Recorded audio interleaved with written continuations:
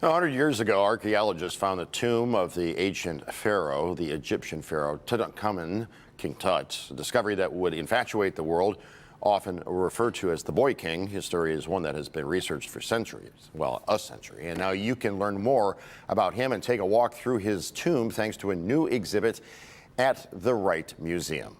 In talking to us, joining us right now to talk about this limited time experience is Jonathan Jones, Manager of Youth and Family Programs at the Wright. Hey, what's going on, man? Good morning. How you doing today? I'm doing great. People call you JJ, J squared. I am accepting of all things except John. All right, Jay to the money. Thanks for being with us. Can you give us an overview of the exhibit and what people will experience? Oh, yeah. So the exhibition that we have here, it explores the life and legacy of King Tutankhamun, better known as King Tut. As we lay it out, it goes through 5 phases of his existence.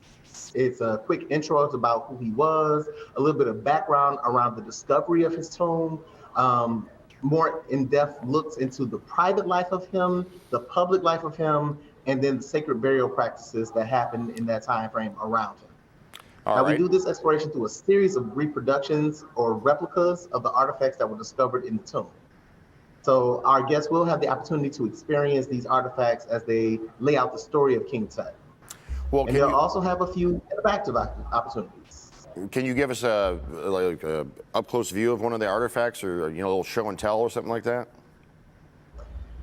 I said, no, normally I don't do this. Oh boy. Because we actually stress that we don't let people touch the artifacts. But I am about to take you closer than anybody has ever been before. All right, to one of our artifacts. Let's go. Okay, here we go. Well, this is exciting. Yeah, we travel. Little journey here, yeah. Hey, do you have King Tut as performed by Steve Martin on Saturday Night Live? Oh man, I've seen that skit, but I have not. We don't have that running. So what we have right here is actually the headdress of King Tut. Now, this is probably one of the most famous images. Most people don't recognize it because out of context, because they usually see it in a book. But this was actually used in his burial ceremony, so that you could. It was actually placed over his head.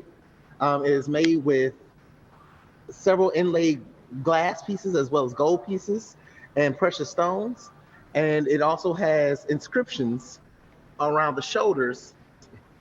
You can see that there. That actually are from the real Book of the Dead. And so this headpiece is probably, arguably, the most famous of all the pieces from King Tut's tomb, probably one of the most famous pieces from Egypt, and probably one of the most well-known pieces as well.